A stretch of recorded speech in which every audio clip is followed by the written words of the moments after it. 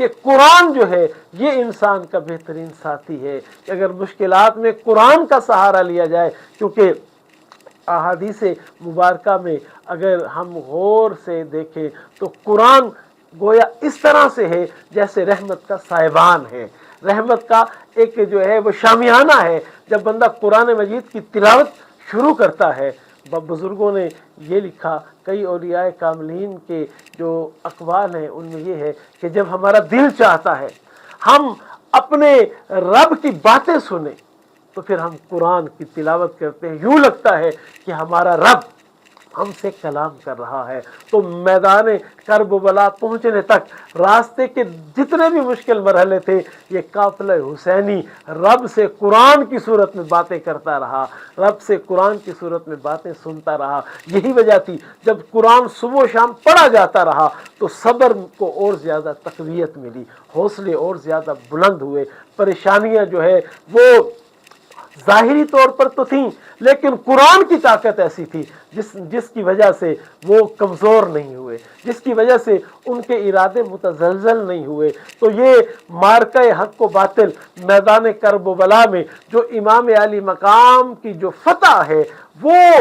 پیغام دے رہی ہے کہ جب بندہ قرآن سے اپنا تعلق جوڑ لے، جب بندہ قرآن سے محبت کرنے والا بن جائے، جب قرآن کی تلاوت کرنے والا بن جائے، پھر کبھی وہ شکست نہیں کھا سکتا، اسے ہر میدان میں فتح ہی ملتی ہے۔ تو ساتھ جو دوسرا ہمیں اس پورے قافلے میں پیغام ملتا ہے، جس طرح قرآن مجید فرقان حمید میں بھی یہ بار بار ارشاد ہے کہ مشکلات پہ صبر کرو اور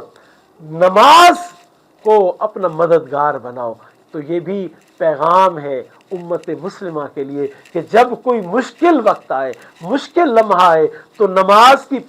جو باقاعدگی ہے، نماز کی جو پابندی ہے، اس مشکل کو آسان کر دیتی ہے۔ اور واقعہ کربلا، میدان کربلا اور قافلہ حسینی کا جو سفر تھا مدینہ سے کربلا تک، اس کی کامیابیاں، اس میں حوصلوں کا بلند رہنا، اس میں معصوم بچوں کا بھی کوہ استقامت بنے رہنا، اس میں پردہ دار مستورات کا بھی صبر و تحمل سے جو ہے یہ تمام مرحلے طے کرنا، اس میں جو خاص طاقت جو ہمیں قرآن نے جو نسخہ بتایا ہے کہ وَاسْتَعِینُوا بِالصَّبْرِ وَالصَّلَاةِ، کہ جب کوئی مشکل لمحے آتے ہیں زندگی میں، جب کوئی مشکلات آتی ہیں تو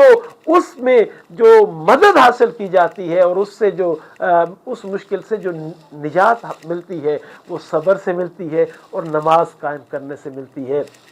تو یہ قیامت تک کے مسلمانوں کے لیے، قیامت تک کے انسانوں کے لیے، بلکہ یہ میں یوں کہوں گا کہ یہ جو سفر کربلا ہے یہ قیامت تک انسانیت کے لیے پیغام ہے کہ آؤ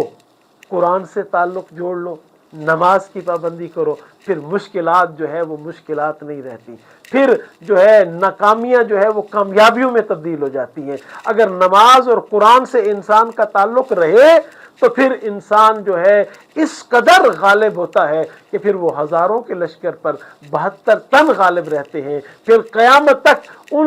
لوگوں کا نام بھی باقی رہتا ہے، ان سے محبت کرنے والے بھی باقی رہتے ہیں۔ تو محرم الحرام کے حوالے سے ہمارا دین آسان کا پیغام یہ ہے کہ آئیے اسوہ شبیری سے سبق حاصل کریں، صبر، نماز اور قرآن سے اپنا تعلق بنا کر اپنے آپ کو سچا محب آل رسول بنائیں، سچا محب اہل بیت بنائیں، سچا محب امام علی مقام امام حسین بنائیں۔ تو انشاءاللہ ہم اس سفر کربلا کے مختلف مرحلوں پر بات کریں گے اور ہم اس بات کو واضح کریں گے دین آسان کے ذریعے سے کہ اگر انسان اپنی زندگی میں کامیابیاں چاہتا ہے، اگر انسان اپنی زندگی میں ہر محاذ پر فتح چاہتا ہے، تو پھر اسوہ